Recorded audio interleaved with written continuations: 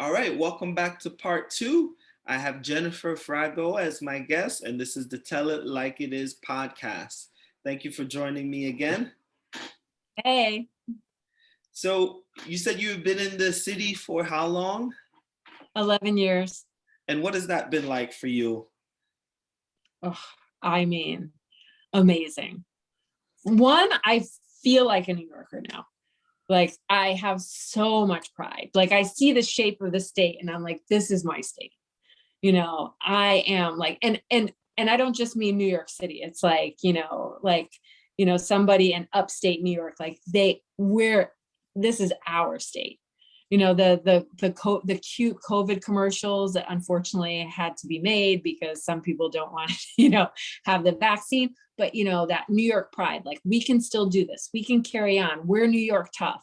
And showing the examples from different part of the state, because sometimes people hear New York and they just think New York City, but this state is so beautiful and glorious. We have rich farm country. Right. We have this like urban, centric a part of the state, and we have outer boroughs, and we have suburbs. Like we have a rich tapestry of people and places in this state that are so wonderful. So I really feel like a New Yorker. So that's one. And, as I said earlier, I started chanting Nam-myoho Renge-kyo when I first moved here. I heard about it through a friend. And I immediately like responded to, I don't know, the call of some sort, but I was like, I really need to like settle in and kind of, I guess I was seeking, I really felt like I needed to be grounded. I didn't feel grounded. And I hadn't, no matter where I moved, I hadn't, because I had lived in LA for about 10 years. I lived in Miami for about 3 years. And then I came here and I was like, I just like, no matter where I go, that's still there, underneath the surface. And this feeling of not quite belonging, this feeling of not quite being good enough for anything, nothing anybody ever, maybe I was told it, but I also could have heard it and not have been exactly told it. You know what I mean? So I was wanting something in my life, and I heard a friend talking about chanting, and she was having a conversation with someone else at a cocktail party, and she was telling them, she's like, oh, I chant, like Tina Turner and What's Love Got to Do with It? And I heard chant Tina Turner, and I was like, what?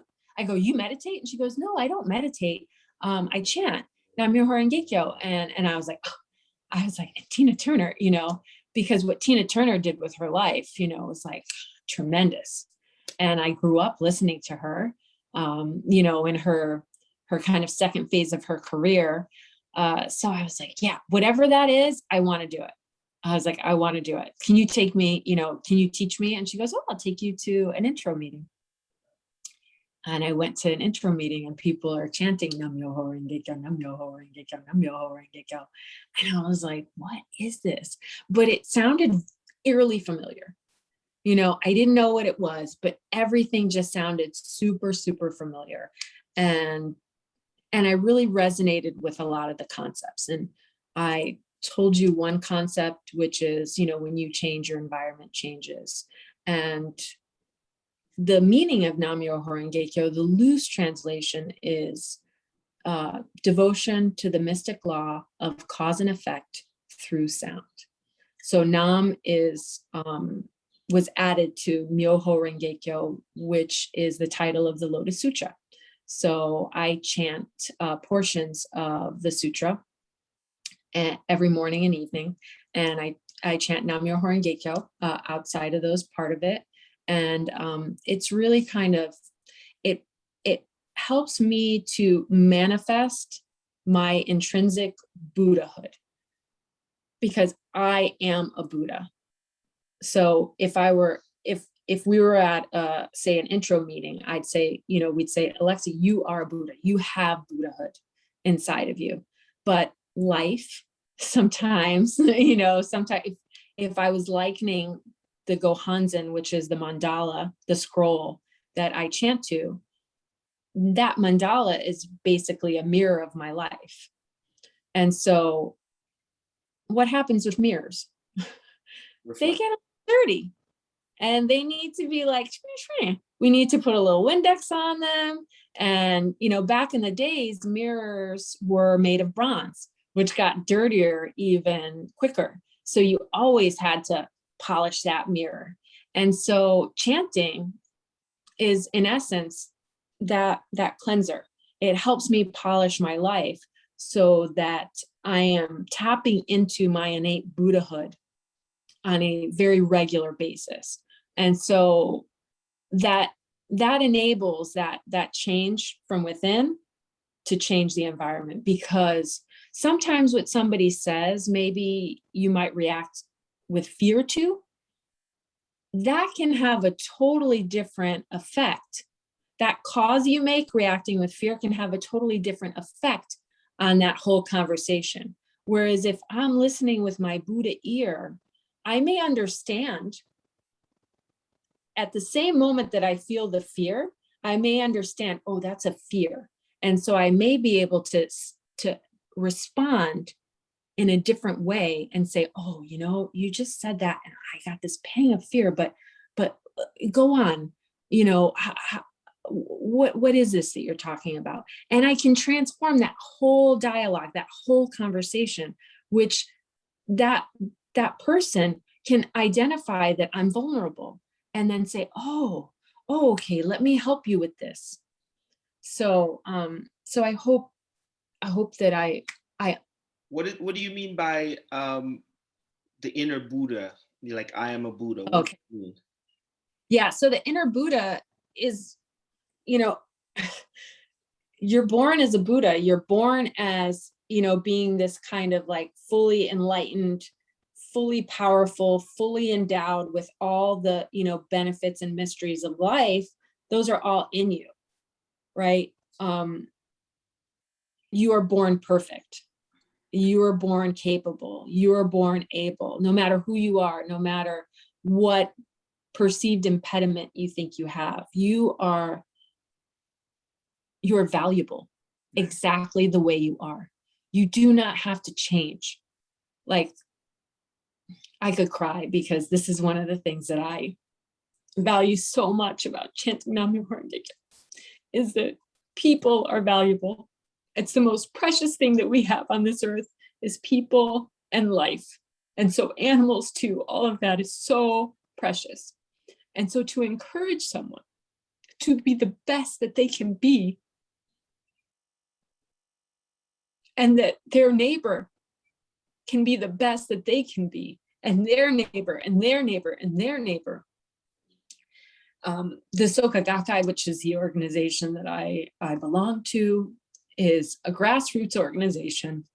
Sorry, I get emotional about this. I get emotional about it because most of my life I didn't feel like I was valuable. But the Soka Gakkai values everyone, no matter your color, no matter your gender, non-binary, binary. A lay organization that is fully operated by people, no priests, no one has to decipher what your Buddhahood is. You were born a Buddha, and chanting Nam-myoho Renge Kyo and polishing your Buddha nature that's how you manifest it.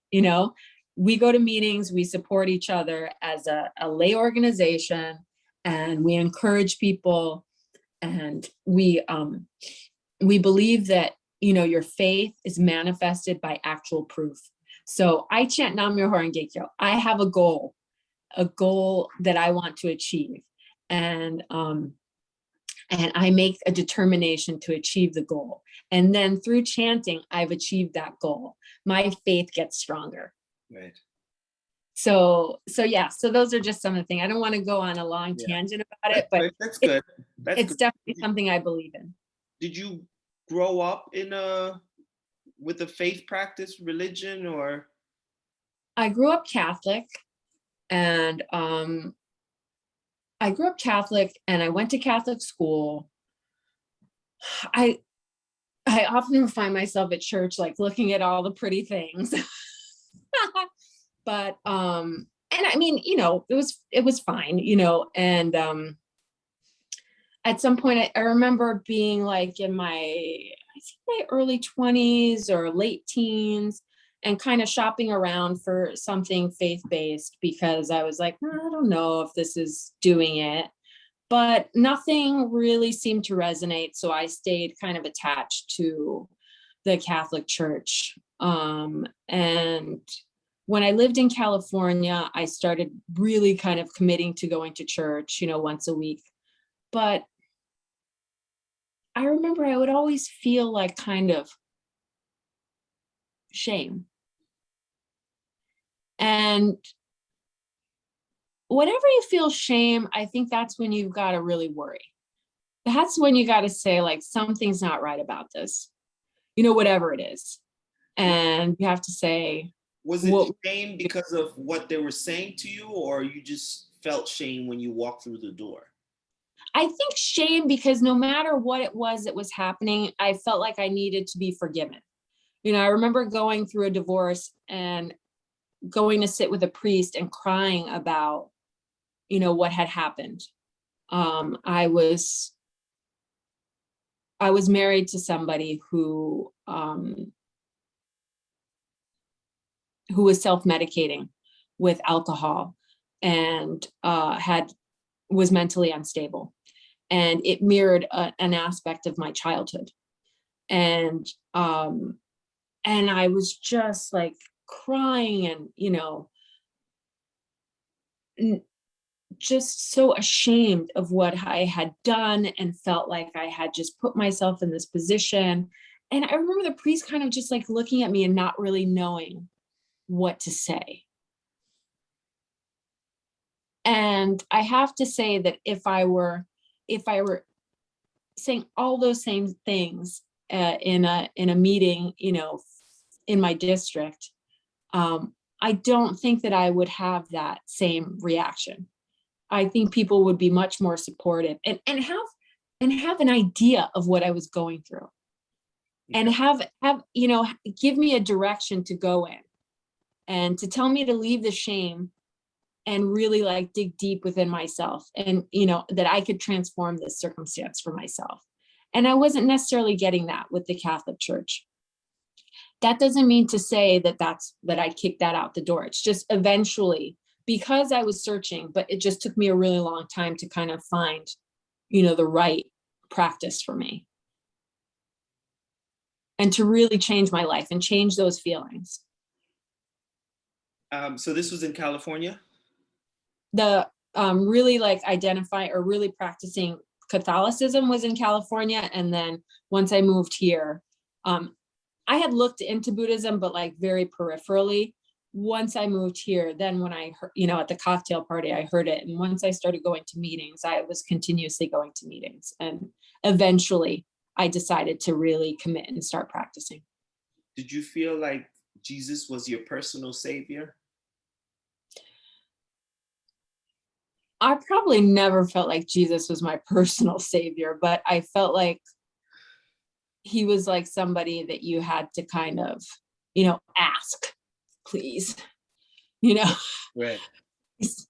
and once I connected, it's funny because I've always been this way, but never really understood it. Once I understood that making a determination and chanting was saying, okay, how am I going to do this? Once I put that power, the place of power on me, I was like, whoa, okay. Because even though, again, when I was crying and I was saying I never felt like I was good enough, it's like that's like this mid-level kind of feeling that's kind of, that can always operate, right?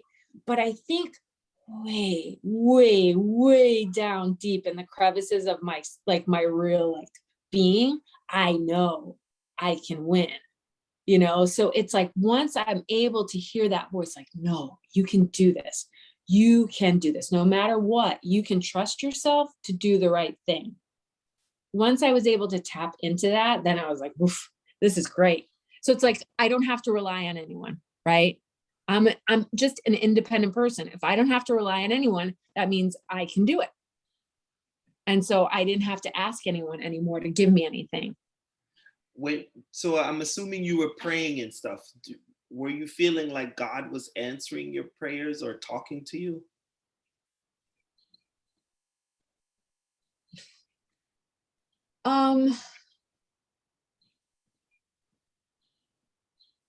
No, not God. I think maybe I always understood that there was a universe out there. So I think maybe it was like when you were really praying, it was like the universe was helping you, Mm-hmm. or maybe like angels were helping me, but I don't think I ever thought God was helping me.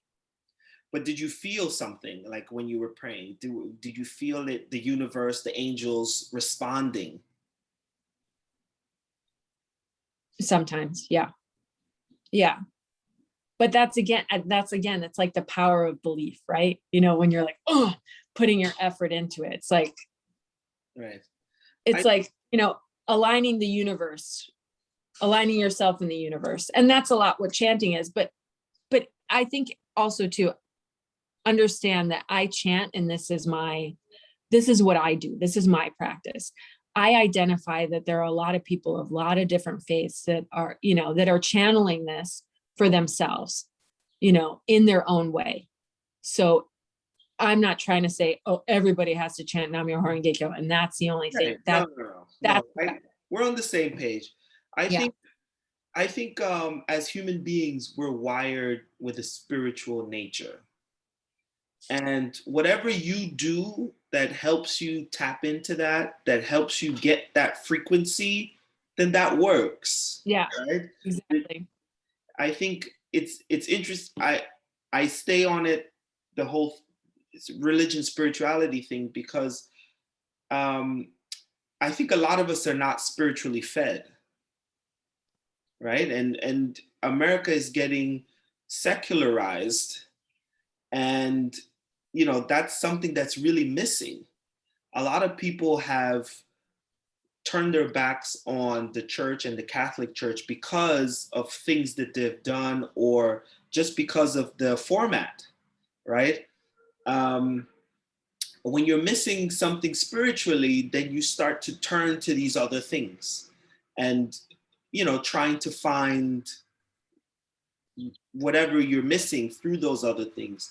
And Mm-hmm. that's something that we all need to, not we all, that's something that if you're missing spirituality, you need to take some time and really focus on it, do some research, dig around, look around. And if your spirituality is not working for you, then you have to be honest with yourself and really take ownership and find something. Like what you did is a big deal. You had a change in your life, a significant movement you went from feeling like you were stumbling around to feeling on solid ground, your Yeah. footing.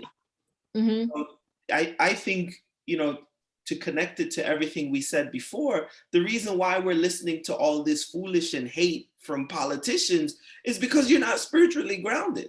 If you're spiritually grounded and you hear something that's hateful, that's not going to resonate with you. Right? Mm-hmm. So I'm confident saying that if you subscribe to these hate channels and these hate politicians, hate leadership, and you're all over the place, you're not spiritually grounded. You might have a religion, but you're not spiritually grounded. So I kind Sure. of just wanted you to talk through some of your things, and just, everyone's different. I do agree that spirituality, you can get spirituality from a lot of places. I agree. And I don't think that, you said it, one spirituality is right versus another one, and I don't think your spirituality and religion should condone killing other people, or Again, or if you value life above everything, right?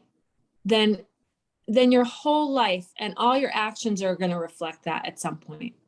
So yes, I totally agree with you. If you think if you're waving the banner of religion and saying, you know, the Chinese flu.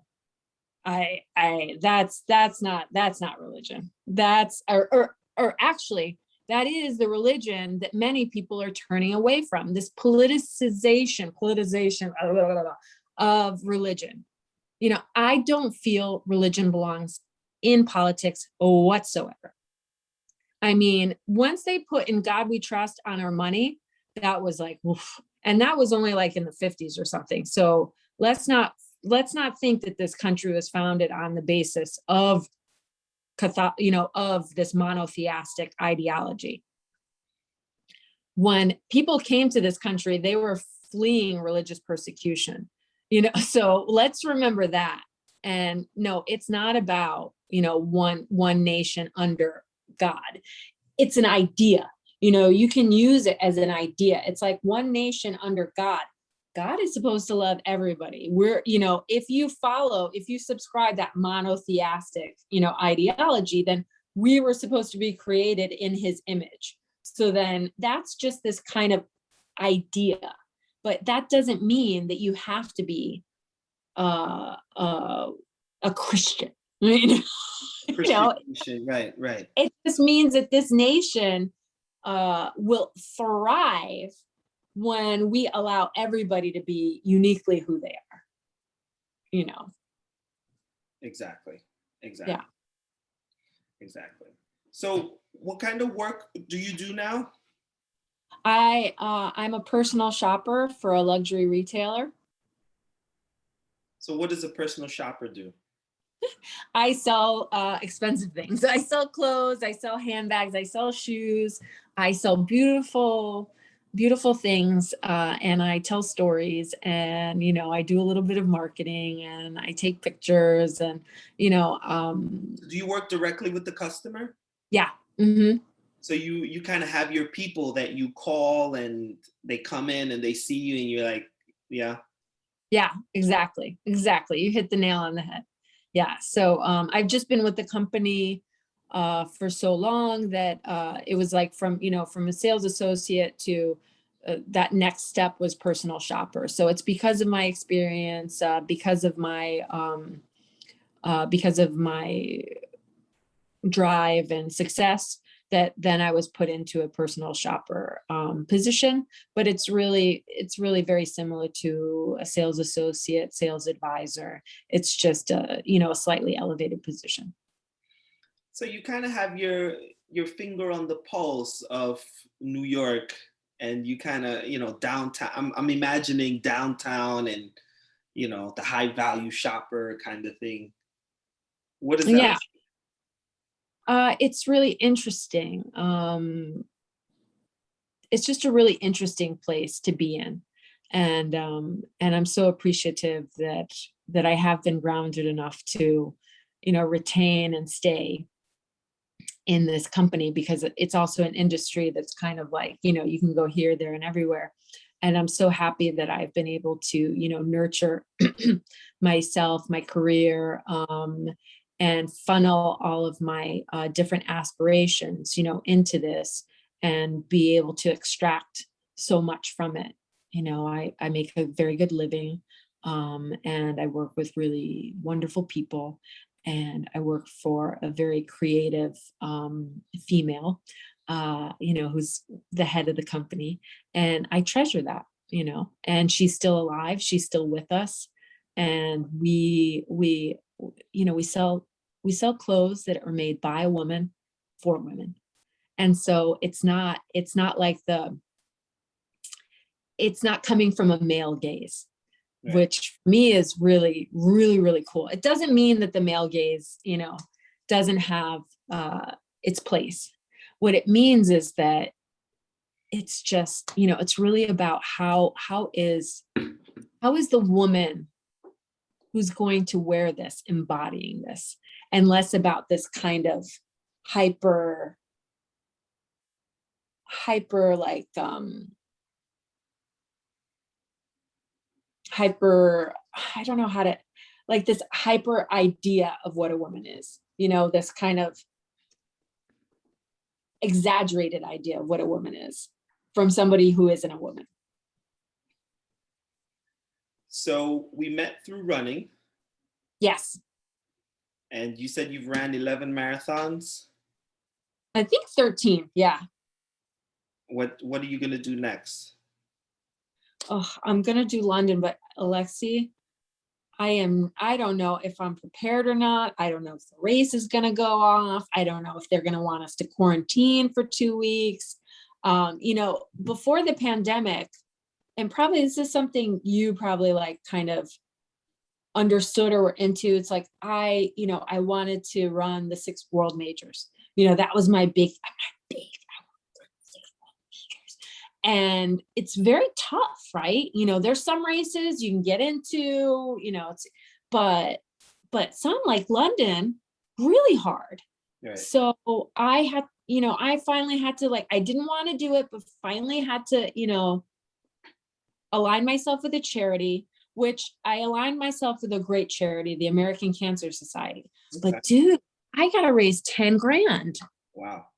I got like 2 grand in because the pandemic, and it's so hard. And like, how are you going to ask people that can't pay their rent, for money for this? Again, super great organization. My family back in the 80s, we did a really big fundraiser in my hometown for them, raised like a ton of money. I think like over like 20 or maybe 30,000 for them, this event. So when I aligned with them, it was like, oh, okay, I'm carrying on this, family tradition.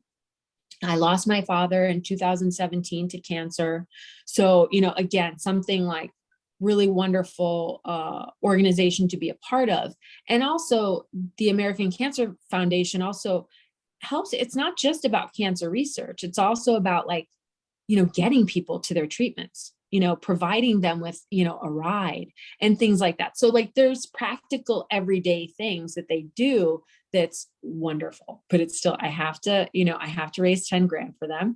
So, okay, let's do that hurdle. Then throw the pandemic in the mix. There's that hurdle, inconsistency in running. Then throw, oh, my Achilles, it's like never gotten better for like 2 years, oh, that hurts. So now I identify running with pain, and that's not great. And so, yeah, so my training is up and down. And then if I have to quarantine for 2 weeks in London, I can't run that marathon. I'm sorry, I can't be away for 2 weeks from work I at that time of year.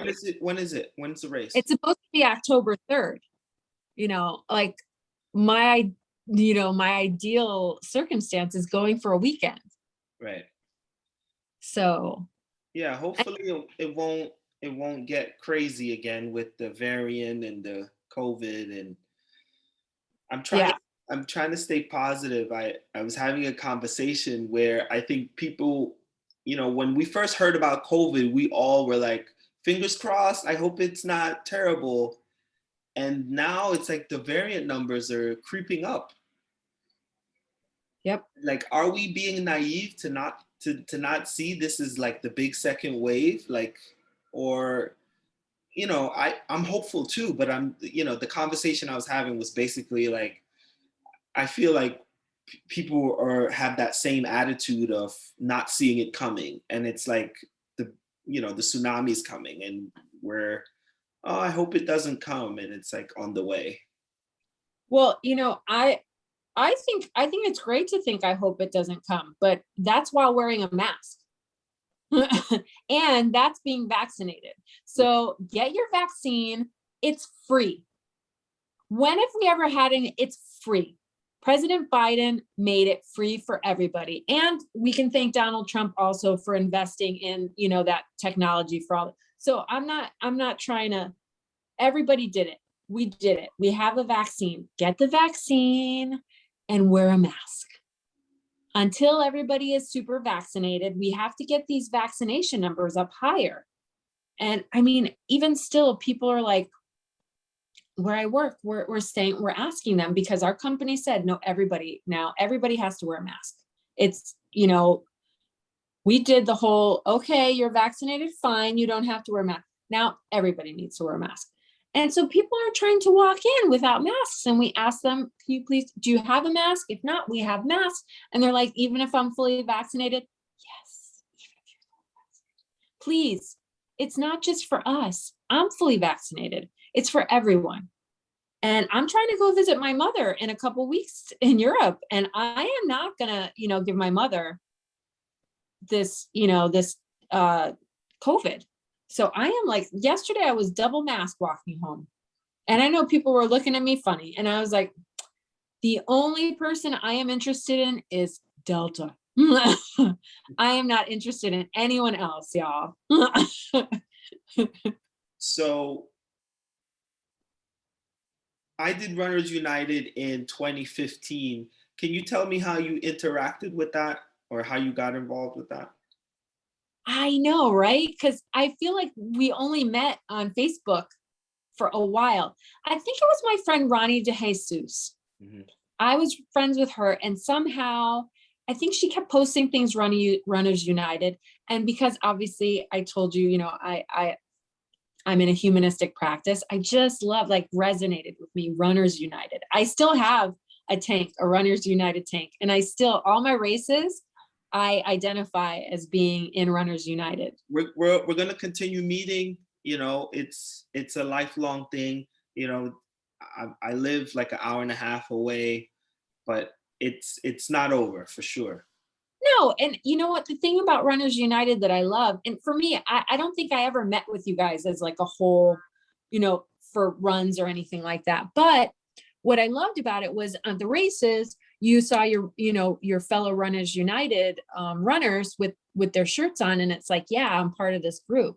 I just identify with it, and I just, no matter what, because my schedule is very weird too. Like, I can't really do like a 6 p.m. run. Right. I get out of work at 7:30. It's not really possible. So I identify with the spirit of Runners United. I identify with the fact that, all we need to be is runners. We don't have to be anything other than that, specialized, come as we are. And you had been running for years before that. So did you feel a void? Say that again? Did you feel a part of the running community? Did you feel a void? Oh no, I felt really a part of the running community. Maybe a little bit of a void, but again, it's like a few things with me. I'm independent, so I actually don't mind running alone, and my schedule's weird. So as much as I would love to be, in like a running club or running group, it's almost like hard, like I'm almost setting myself up for more pressure, and there's already enough pressure. So it's like, you know what? It's fine. So I am a part of the community because I run. Right. It's very simple. Like, I don't have to, but that takes years too, right? It takes a very, it takes a sense of self. Sometimes that has to, like, block out all the noise and say, I'm a runner because I run. It's not because of how I look or, what my figure's like, what my time's like, not. I run because I run. I'm a marathoner if I run 26.2 miles. There, full stop. I think that comes with a lot of maturity. And, I've had conversations in the past, and I realized that there's a certain maturity that when you get to a certain level of maturity, you begin to be at peace with yourself and, less open to critiques from others and those kinds of things. If you could say something to your younger self, like contrasting that, like, what has that felt like? Now you've come in, it sounds like I heard this theme of like, I know who I am. Like, I don't need, and when we're younger, we're kind of like seeking the approval of our peers and this kind of thing. Yeah, I think if I could say anything to my younger self is try everything. Try everything. Don't be afraid, try. And I probably would have encouraged myself to do more with my education.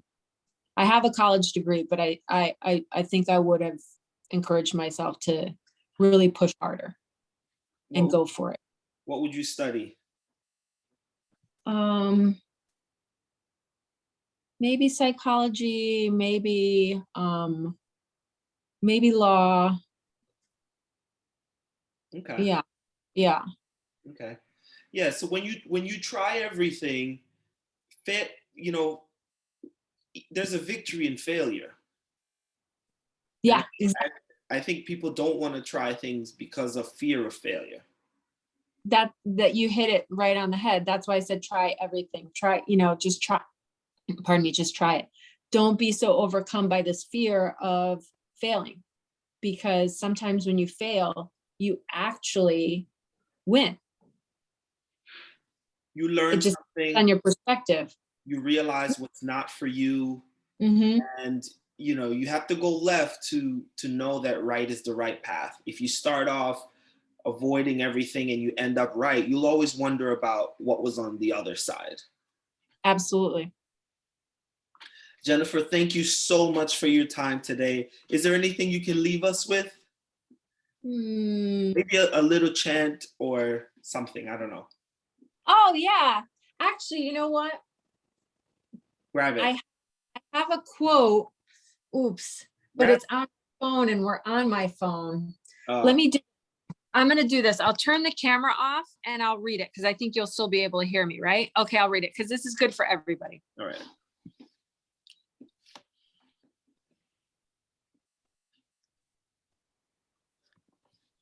Thank you for taking the time. It's been a great conversation. Thank you. I appreciate all that you brought. The energy was very high. I really resonated with everything you were saying. The positivity is what we need. And we need to just be open and keep listening, building and healing. Oh, I totally agree. So I got the quote. Can you hear me? Mm-hmm. Okay. So prayer is an attempt to merge the inner workings of our life with the rhythm of the universe. When we pray in such a way, all the workings of the universe will function and protect us, and the endless cycle of painful reality will be transformed into a cycle of victory and happiness. Prayer is the key to open the door to unleash the infinite human potential within our lives. If you can overcome hardships and trials without being discouraged by temporary ups and downs, both you and your family can nurture an indestructible strength of heart. The foundation for this is prayer. And that is from Daisaku Ikeda, who is my mentor and the president of the Soka Gakkai. So I'll just end again with the chant, and that's Namyo Horenge Kyo, Namyo Horenge Kyo, Namyo Horenge Kyo. Thank you so much, Jennifer. I appreciate it so much. Thank you for joining me today. Oh, my pleasure. Thank you. All right.